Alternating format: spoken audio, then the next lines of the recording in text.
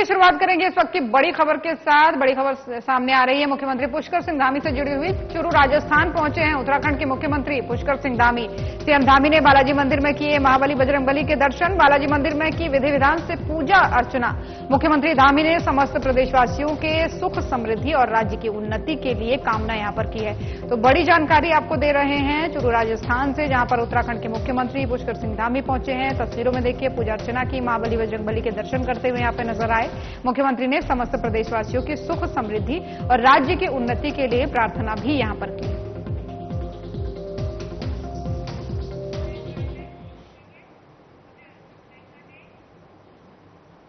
और चलिए अब रुक करेंगे अगली खबर का। कैबिनेट मंत्री गणेश जोशी ने देहरादून के राजेश्वर नगर में मसूरी देहरादून विकास प्राधिकरण के अवस्थापना मद से स्वीकृत लगभग 31 लाख से अधिक की लागत से बनने वाले सामुदायिक भवन एवं आंतरिक सड़कों के निर्माण कार्य का भूमि पूजन किया है।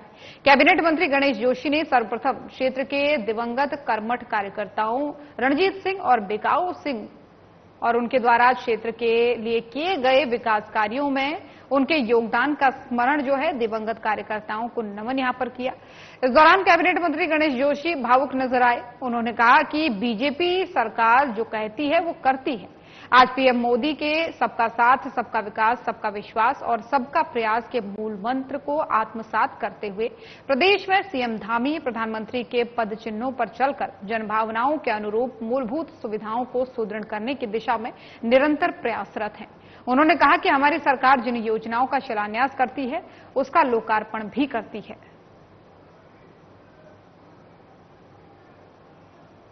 पीछे वाला हॉल हमने बनाया था, रणजीत सिंह जी हमारे बहुत ही वरिष्ठ कार्यकर्ता आज हमारे बीच में नहीं है। बिकाऊ सिंह जी आज हमारे बीच में नहीं है। मुझे उनकी याद आ रही थी क्योंकि उस टाइम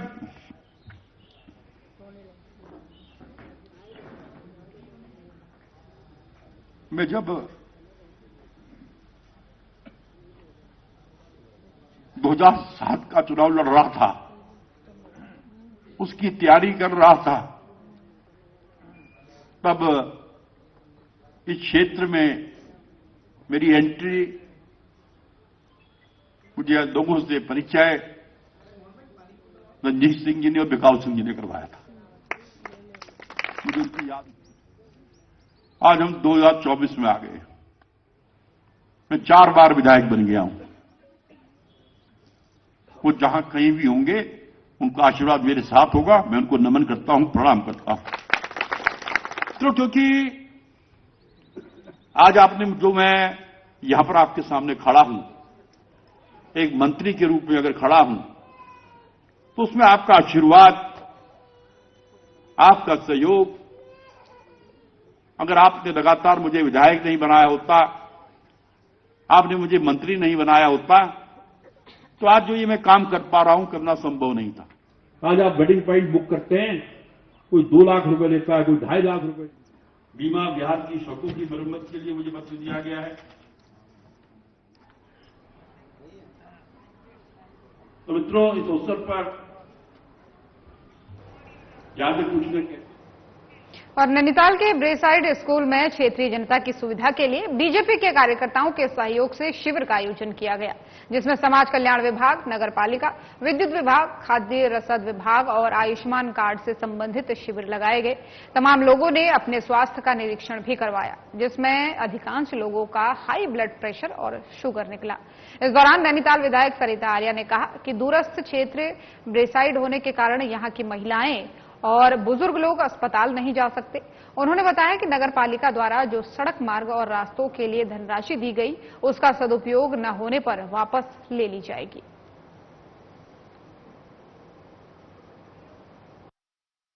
लोगों का 7 नंबर काफी ऊंचाई पे पड़ता है, जिससे लोग हॉस्पिटल भी कम जा पाते हैं और कई लोगों को आज जैसे चेकअप नहीं करवा पाते हैं अपना, तो कई लोगों को शुगर भी निकला और कई लोगों को हार्ट की प्रॉब्लम भी निकली, और जिससे कि लोगों ने 120 लोगों का चेकअप करा। और अब एक बड़ी खबर सामने आ रही है इस वक्त की नई दिल्ली से, जहां पर उत्तराखंड के राज्यपाल गुरमीत सिंह नई दिल्ली स्थित उत्तराखंड भवन में पहुंचे, यानी उत्तराखंड सदन में पहुंचे। तो बड़ी जानकारी आपको दे रहे हैं नई दिल्ली से। राज्यपाल गुरमीत सिंह पहुंचे नई दिल्ली स्थित उत्तराखंड सदन। राज्यपाल ने राष्ट्रीय सैनिक संस्था के हरियाणा, हिमाचल, पंजाब और दिल्ली एनसीआर के पदाधिकारियों के साथ बैठक की है। पूर्व सैनिकों से संबंधित विषयों और समस्याओं की जानकारी ली है। समाज और जनहित के कार्यों में सेवानिवृत्ति के बाद भी पूरी निष्ठा से कार्य करते रहते हैं पूर्व सैनिक, राज्यपाल गुरमीत सिंह ने कहा है। पूर्व सैनिक और राष्ट्रीय सैनिक संस्था से जुड़े सभी कार्यकर्ता मेरा विस्तारित परिवार हैं। चर्चा में आए सुझावों पर सक्षम स्तर तक की जाएगी उचित कार्यवाही।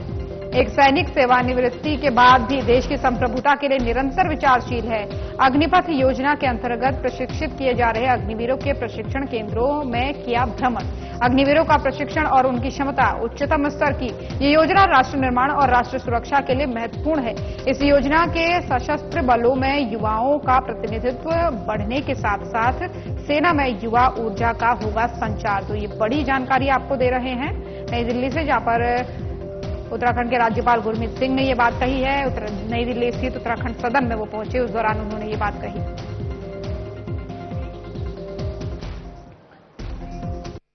सौभाग्य का दिन है और बहुत खुशी है कि आज हमारे राष्ट्रीय सैनिक संस्था, यहाँ के हरियाणा, पंजाब, हिमाचल प्रदेश के वेटरन्स हम लोग इकट्ठे हुए और हमने एक्स सर्विसमैन, वेटरन्स और क्या किया जाए एक्स सर्विसमैन और वेटरन्स के लिए, इसके बारे में काफी सोच विचार किया। हर एक ने अपने अपने आइडिया दिए और मुझे सबसे पहले तो बहुत खुशी है कि जो भी सैनिक, वेटरन, एक्स सर्विसमैन हैं, उनके हौसले बुलंद हैं, बहुत इंस्पायर्ड और मोटिवेटेड है। सबके अंदर में एक ही लालसा है, एक पैशन है कि किस प्रकार राष्ट्र निर्माण के अंदर में किस प्रकार अपनी जो पूरे जीवन की ट्रेनिंग है, कमिटमेंट है, उसको समाज के निर्माण के अंदर में किया जाए। हमने काफी इश्यूज के ऊपर में डिस्कस किया, अग्निवीर के बारे में भी डिस्कस किया और हम में से कई ऐसे हैं जिनके बच्चे भी इस वक्त में ट्रेनिंग पा रहे हैं और कई संस्था जहां पर अग्निवीर की ट्रेनिंग हो रही है वहां पर भी जाकर मिले हैं। सबसे खुशी की बात यह है कि हमारे जो युवा हैं, भारत के युवा हैं, अपने आप में बिल्कुल अलग ही उनकी ऊर्जा है और जिस निष्ठा से वो ट्रेनिंग कर रहे हैं वो काबिल तारीफ है। और हमने योजना के बारे में और भी कई सुझाव दिए हैं जो हर हेडक्वार्टर्स के अंदर में अवश्य ही दिए जाएंगे। मुझे ऐसा लगता है कि इन सब के समाधान ढूंढे जाएंगे और जिससे कि सबसे इम्पोर्टेंट है हम सब के लिए। तो राज्यपाल गुरमीत सिंह को सुन रहे थे आप। यहां पर रुकेंगे एक छोटे से ब्रेक के लिए, जल्द हाजिर होंगे।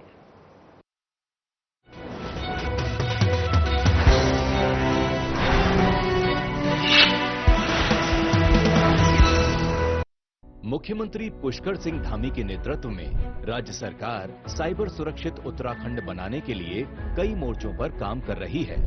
साइबर सुरक्षा के मजबूत तंत्र से साइबर अपराधियों की धरपकड़ में तेजी आई है। साइबर अपराधों से निपटने के लिए देहरादून और रुद्रपुर में 2 साइबर क्राइम पुलिस स्टेशन बनाए गए हैं। इसके अलावा सभी जिलों में साइबर सेल स्थापित की गई हैं। आजकल साइबर अपराधी digital arresting, AI voice cloning जैसे आधुनिक तरीकों से साइबर ठगी को अंजाम दे रहे हैं। मान लीजिए आपको कोई कॉल आती है और कहा जाता है आपका पार्सल पकड़ा गया है या आपके अकाउंट से गैर कानूनी लेन देन हुआ है। वीडियो कॉल में अपराधी का बैकग्राउंड किसी पुलिस स्टेशन की तरह दिखता है। डर दिखाकर अपराधी आपको घर में ही कैद कर देता है, जिसे अपराधी डिजिटल अरेस्ट कहते हैं। याद रखें, कानून में डिजिटल अरेस्ट जैसा कोई शब्द नहीं होता। पुलिस या कोई एजेंसी आपको कॉल पर अरेस्ट की धमकी नहीं देते, लिहाजा डर या धमकी भरी ऐसी बातों पर कभी यकीन न करें। कई बार साइबर अपराधी एआई वॉइस क्लोनिंग के जरिए आपके किसी परिचित की मिलती जुलती आवाज में आपसे बात कराते हैं। उसके अरेस्ट होने या फंसे होने की बात करके आपसे पैसे ऐंठ लेते हैं। इसलिए अपराधियों के झांसे में आने से पहले अपने परिचित को खुद कॉल करके पुष्टि जरूर करें। पैसा दोगुना करने, विदेश में नौकरी दिलवाने जैसे लालच में कभी न फंसें। किसी अनजान नंबर से आई वीडियो कॉल को कभी रिसीव न करें। व्हाट्सएप, ईमेल या एसएमएस में आए किसी भी अनजान लिंक को क्लिक न करें। गैर जरूरी ऐप्स डाउनलोड न करें, केवल वेरीफाइड सोर्स से ही ऐप डाउनलोड करें। पासवर्ड, ओटीपी एवं अन्य गोपनीय जानकारियां किसी से साझा न करें। पासवर्ड मजबूत रखें और समय समय पर बदलते रहें। अगर आप साइबर अपराध के शिकार हो जाते हैं तो बिना देरी किए टोल फ्री नंबर 1930 पर शिकायत दर्ज कराएं। साइबर क्राइम पर करें प्रहार, बने जागरूक, रहें होशियार। प्रधानमंत्री नरेंद्र मोदी जी के मार्गदर्शन और मुख्यमंत्री पुष्कर सिंह धामी के कुशल नेतृत्व में उत्तराखंड सरकार महिलाओं के सर्वांगीण विकास और सशक्तिकरण के लिए लगातार कार्य कर रही है। पिछले कुछ वर्षों में सरकार द्वारा लखपति दीदी योजना, सशक्त बहना योजना, महिला स्वयं सहायता समूह सशक्तिकरण योजना जैसी महत्वपूर्ण योजनाएं लागू की गई हैं, जिनके माध्यम से महिलाओं का आर्थिक सशक्तिकरण किया जा रहा है। सशक्तिकरण के इन्हीं प्रयासों में शासन, प्रशासन और निर्णय लेने की प्रक्रिया में भी महिलाओं की भागीदारी को बढ़ाया जा रहा है। जहां एक ओर महिलाओं को सरकारी नौकरियों में 30% का क्षैतिज आरक्षण दिया गया है, वहीं अब सरकार ने कोऑपरेटिव बैंकों और सहकारी समितियों में महिलाओं के लिए 33% आरक्षण देने का निर्णय लिया है। यह निर्णय महिलाओं की राजनीतिक और सामाजिक भागीदारी को बढ़ावा देने के साथ साथ सहकारी आंदोलन में सबका साथ, सबका विकास के मंत्र को और मजबूती देगा। सरकार के इस ऐतिहासिक निर्णय से अब महिलाओं के लिए न्याय पंचायत स्तर पर सरकारी समितियों और जिला सहकारी बैंकों में भी महत्वपूर्ण पदों पर सुनिश्चित भागीदारी का रास्ता खुल गया है। इस निर्णय से सहकारिता विभाग द्वारा चलाई जा रही सभी योजनाओं का लाभ समाज की आधी आबादी तक और प्रभावी तरीके से पहुंचेगा। लैंगिक समानता और महिला सशक्तिकरण की दिशा में सरकार के ये प्रयास न सिर्फ महिलाओं को आर्थिक रूप से सशक्त बनाएंगे, बल्कि उनकी सामाजिक स्थिति को भी सुदृढ़ करेंगे। संकल्प से सिद्धि की ओर, सहकारिता से समृद्धि की ओर।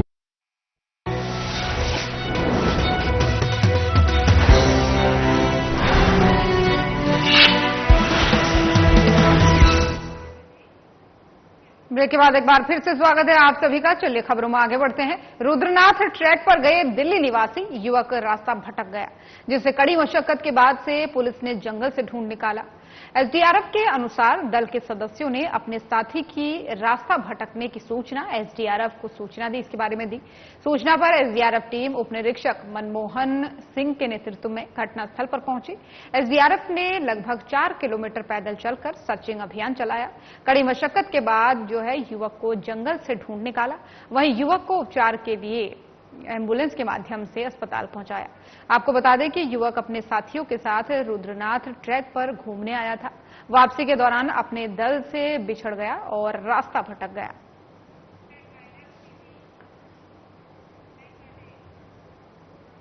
और नवरात्रि के पावन अवसर पर रामनगर के गाजिया मंदिर में भक्तों की भीड़ उमड़ी। सुबह से ही भक्त माता के दर्शन के लिए लंबी कतार पर खड़े रहे। साथ ही माता के भजन कीर्तन की गूंज मंदिर परिसर में सुनाई दी। गर्जिया देवी को माता पार्वती का अवतार माना जाता है। कहते हैं कि यहां आने वाले हर भक्त की इच्छा जरूर पूरी होती है।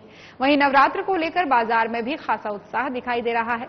माता के भक्त चुन्नी, श्रृंगार, चूड़ियां, माता की मूर्ति आदि की खरीदारी करने में भी जुटे हैं, जिसे लेकर महिलाओं में काफी उत्साह है।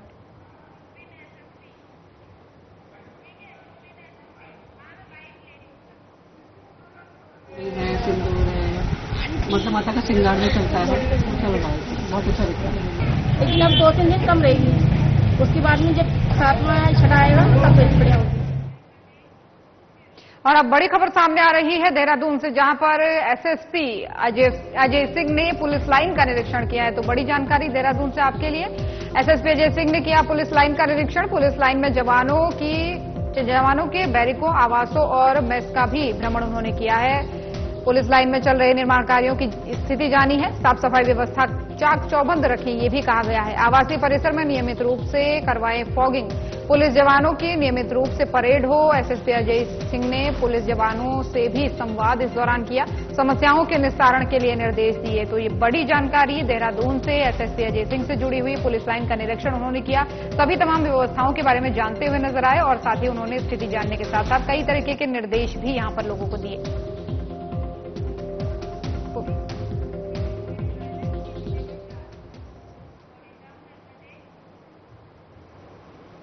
और देहरादून के रायपुर थाना क्षेत्र में युवती से दुष्कर्म के मामले में पुलिस ने अपनी जांच शुरू कर दी है।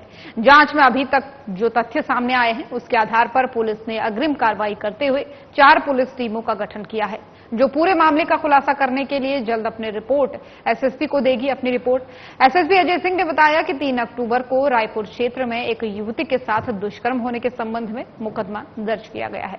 घटनास्थल में आसपास के सीसीटीवी का अवलोकन करने पर देखा गया कि एक आरोपी पीड़िता को पैदल अपने साथ वाहन तक ले जाया गया और फिर उसे वाहन में बैठाकर जंगल ले जाया गया। दुष्कर्म की वारदात के बाद से आरोपी पीड़िता को वापस उसी स्थान पर छोड़कर चला गया। इस दौरान आरोपी ने अपने दोस्त को एक कॉल भी किया जो उसे पूर्व से ही जानता था। एसएसपी ने मामले में बताया कि पीड़िता के बयान की जल्द ही दर्ज करवाई जाएगी रिपोर्ट और उसका बयान दर्ज करवाया जाएगा। फिलहाल पुलिस ने 4 टीमों का गठन किया है जो इस पूरे मामले की निष्पक्ष जांच करके अपनी रिपोर्ट जल्द सौंपेगी। थाना रायपुर पर पीड़िता के जो पिताजी और उनके साथ उनके परिजन 3 व्यक्तियों को 3 लड़कों को लेकर पहुंचे थे और उनके द्वारा बताया गया था कि उनकी बेटी जो है जिसकी जो बालिग है वो किसी काम से वहां पर जो फेरी लगाते काम करते छोटे मोटे और वो वहां पर अपने मदर के साथ थी, लेकिन वो 12:30 से मीटिंग है वहां पर नहीं मिली है, जिस संबंध में उनके द्वारा विभिन्न स्थानों पर अपने परिजनों के साथ खोज की जा रही थी। क्योंकि इस प्रकरण के द्वारा ये भी बताया गया कि जो पीड़िता है उनकी बेटी है उसको उन्होंने चिकित्सालय में प्राथमिक उपचार के लिए अभी भेजा है जैसा उसको लगता है और वो शिकायत अपनी रिपोर्ट दर्ज कराने के लिए आया। क्योंकि जैसे ये संवेदनशील प्रकरण प्रकाश में आया कि ऐसी कोई घटनाक्रम जो बताई गई उनके द्वारा दुष्कर्म की और इसमें अन्य लोग के संलिप्त होने की संभावना बताएगी, सरकार उनको तहरीर लेकर मुकदमा दर्ज करने के लिए बताया गया जिससे कि आगे की विधिक कार्रवाई पुलिस द्वारा की जा सके। इस दौरान जब तक 2 से 3 घंटे उनकी तारीख तक प्राप्त नहीं हुई थी, इस दौरान पुलिस ने एक टीम बनाकर चूंकि मामला एक बेटी के साथ था जो एक 19 साल 19.5 साल की लड़की थी, तो उसको देखते हुए तत्काल टीम बना के जो हमारी जो सीसीटीवी टीम होती है उसके द्वारा भी साथ संकलन किया गया और साथ ही साथ जो सस्पेक्ट को पकड़ के लाया गया था परिजनों द्वारा उसमें उनकी कॉल डिटेल वगैरह का एनालिसिस करने के लिए बताया गया। क्योंकि अभियुक्त जो उसमें नेम्ड था उसमें एक के पास मोबाइल नहीं था, बाकी 2 के पास था। साथ ही साथ पीड़िता द्वारा भी कोई मोबाइल प्रयोग नहीं किया था, इसलिए जो भी हमारे पास मिला उस सीसीटीवी फुटेज के आधार पर सारे घटनाक्रम की हमने एनालिसिस किया और जब तहरीर आने के बाद रात्रि में उसमें मुकदमा इसमें दर्ज कर दिया गया था। जो गैंग रेप और अन्य धाराओं में मुकदमा की तहरीर थी उसके आधार पर दर्ज कर दिया गया। अभी तक की जो हमारी इन्वेस्टिगेशन हुई है उसमें प्राथमिक रूप से जो सीसीटीवी फुटेज हमें 4 नंबर जो जहां से घटनास्थल स्टार्ट होता है जहां से मिसिंग की बात की गई थी वहां पर जो अभियुक्त और जो पीड़िता को साथ उसमें जो मैजिक है उसमें साथ में जाते हुए एक फुटेज में देखा गया। साथ ही साथ 2 घंटे बाद की फुटेज में अकेले आते हुए उनकी फुटेजेस विभिन्न स्थानों से मिली है और जब उसमें पूछताछ की गई तो पता चला कि इसमें जो वहां के जो प्रबंध साक्षी गवाह है उसमें करीब 5 से 6 लोग उनके द्वारा भी। और कोटद्वार के एक फैक्ट्री में कार्य करने वाले मजदूरों की तनख्वाह नहीं देने वाले फैक्ट्री मालिक को पुलिस ने गिरफ्तार कर लिया है। आरोपी को पुलिस ने कोर्ट के आदेश पर जेल भेज दिया है। एसएसपी लोकेश्वर सिंह ने बताया कि 2 अगस्त 2024 को कोटद्वार स्थित एक फैक्ट्री में काम करने वाले युवक ने पुलिस को शिकायत दी कि फैक्ट्री का मालिक मजदूरों की तनख्वाह दिए बगैर फैक्ट्री में ताला लगाकर फरार हो गया है। सभी मजदूरों की मिलकर के करीब 7.5 लाख रुपए की तनख्वाह मालिक ने हड़प ली है। शिकायत के आधार पर पुलिस ने मामले में मुकदमा दर्ज किया और कड़ी जो है सुरागसी करने के बाद से फैक्ट्री के मालिक को मेरठ से गिरफ्तार कर लिया है। आरोपी का नाम शान मलिक है जो मूल रूप से गाजियाबाद का रहने वाला है।